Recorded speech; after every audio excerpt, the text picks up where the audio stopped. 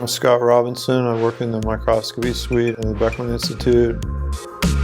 We're one of 3 core facilities on campus that train people to use a variety of microscopes to do research.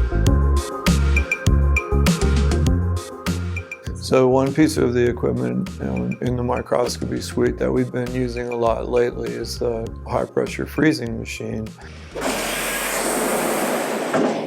And presently what we're using it for is to take nematodes and freeze them so quickly that they are frozen in vitreous ice. Vitreous means glassy.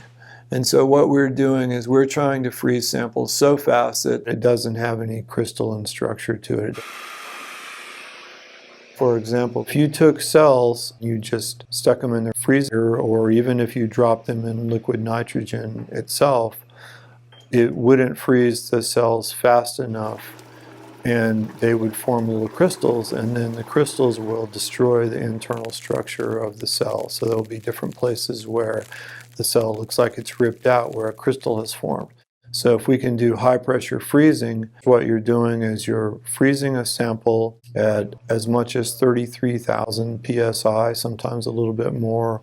And at the instant that all of that pressure hits the sample, you're also freezing it at a liquid nitrogen temperature.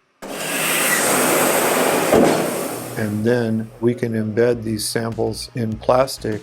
So we'll be able to maintain that ultrastructural preservation at room temperature. That means that they're basically fixed forever.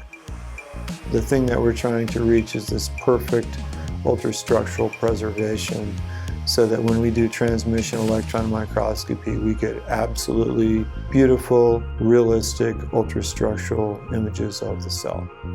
It's not just pretty pictures. We want the pictures to show the function as much as we possibly can.